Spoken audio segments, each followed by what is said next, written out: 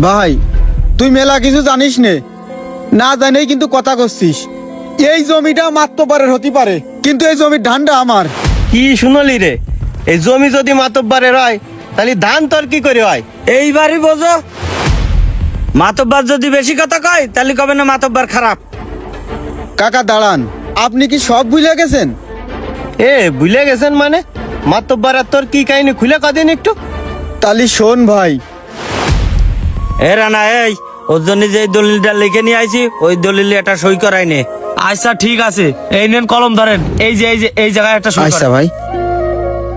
মাতুব্বার দেখেন তো ঠিক আছে কিনা। কই দেখি। মহিনুল, আচ্ছা ঠিক আছে। ও কাকা, আমার ছোট্ট একটা আবদার আছে।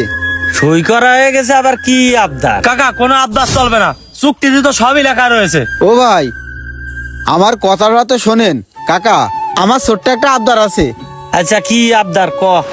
মেলা কষ্ট করে ধার দিনা করে টাকা পয়সা খরচ করে এই জমিটা ধানগুলো লাগাইছি কাকা। আপনি যদি আমার একটু সুযোগ দিতেন, ধানটা কাটার পরেই আপনি চাষ করেন। আচ্ছা ঠিক আছে, যা, তুই কষ্ট করে ধানটা লাগাইছিস, ও ধান তুই নিচে নে যা। আচ্ছা ঠিক আছে, তাহলে আমি চলে গেলাম। আসসালামু আলাইকুম। হ্যাঁ হ্যাঁ, ওয়ালাইকুম আসসালাম। মাতুব্বার চাচা, বিষয়টা কিরাম একটা হয়ে গেল না? আরে চাইপে যা, ও আমার মাথায় আছে, আমি পরে দেখবানে।